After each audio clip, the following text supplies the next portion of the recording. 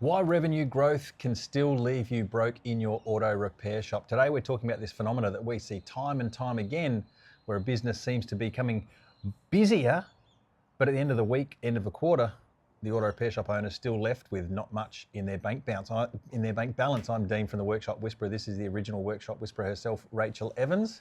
Rachael, tell us more about this phenomena. Well, it can get very exciting when you notice that business has picked up. There's more vehicles coming through the workshop if you were previously under capacity and struggling to sell all of your hours, or your team and yourself are doing better at upselling on every vehicle that's coming in. Therefore, the revenue dollars are going up. And you are seeing on the top line of your P&L, where your labour sales and part sales comes in, that those numbers are improved from the last period. But what we hear very often when we have new clients come into the engine room is that they experienced this growth, but the money didn't transfer to a bottom line profit. So the bottom line of your profit and loss, the net profit line, that money never made it through. And it's a phenomena that we see very often, but it doesn't mean that it's normal. It's actually indicating that somewhere between your revenue line and your net profit line, that you've got leaky buckets. And those leaky buckets, in many cases, actually are exacerbated by the additional revenue when there aren't the right systems in place to capture the revenue. One of those things can actually be a little trick of your ego, which is you actually kick back a gear from your financial vigilance when you see more money coming in. And what I mean by that is you've possibly experienced quarter after quarter of not earning enough and things being really tight, that once you see a few months of improved result, your brain goes, oh, this is looking good and it's feeling good. I think we might deserve a bit of a reward. And you might trot down to Ford and order yourself a new Raptor or a new F-Truck. And immediately, the gains that you've made over the last couple of months are now going to be supporting a new debt. So that's one way, a trick of the mind to have you think you deserve a little reward here. Now, it's not to say that you don't deserve rewards for being in business, but they need to be a little more delayed than that. The gratification needs to be a little more delayed if you're actually going to set up the ability for that increased revenue to filter through the business and end up as profit or additional profit on your bottom line. So the first thing you have to make sure of when you experience additional revenue is, are my labour margins correct and are my parts margins correct? Because if there's just more work flowing through at the same disproportionate margins, then of course that money's not going to make it through to the bottom line. You've just got an amplified bad gross profit result. So that's number one. If we move beyond gross profit and we go into our operating expenses, if you are out of alignment with your wages benchmark and you're paying more for wages than the benchmark suggests you should be, well, that's just going to continue even with increased revenue. So the money's, again, not going to make it to the bottom line.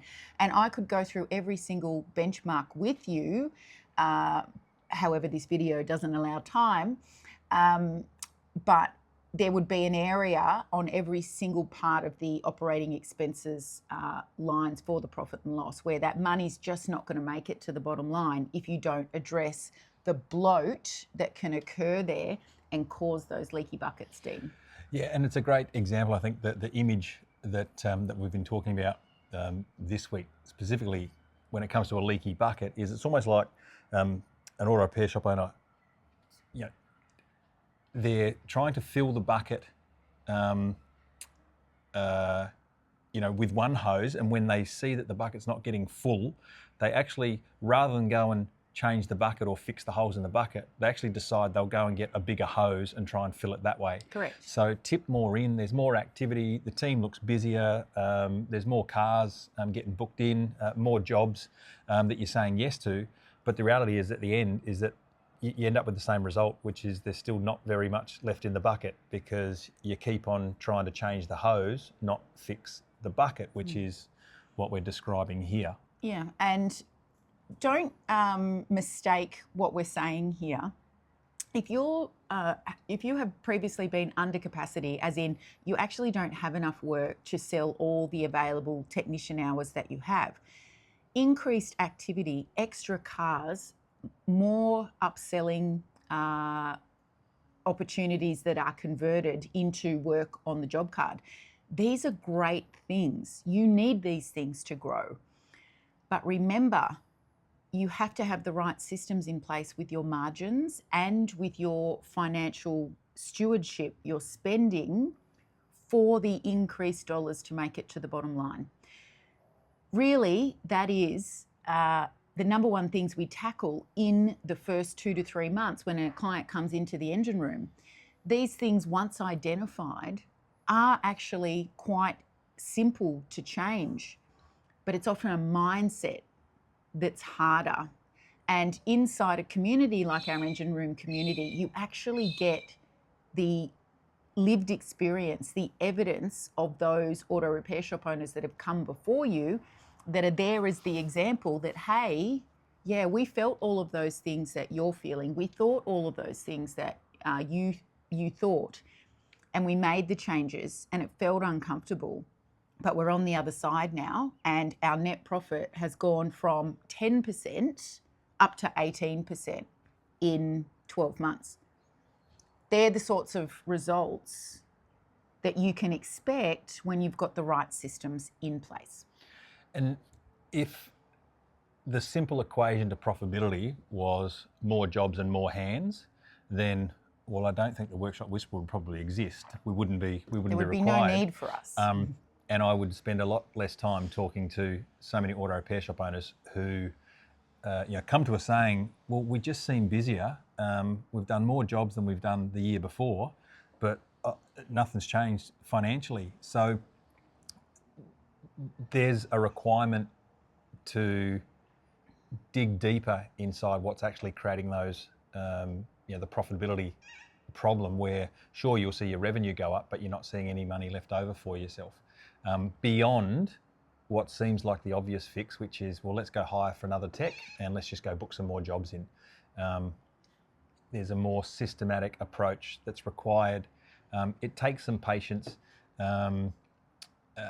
It takes a willingness to accept that it's got nothing to do with effort or work ethic. It's just simply making sure that you're working on the right things at the right time in the right order. And if any one of that sequencing is out, then you'll feel busy, but you won't see any improvement from that activity. That's it. And that's it. We'll see you on the next episode of Talking Shop.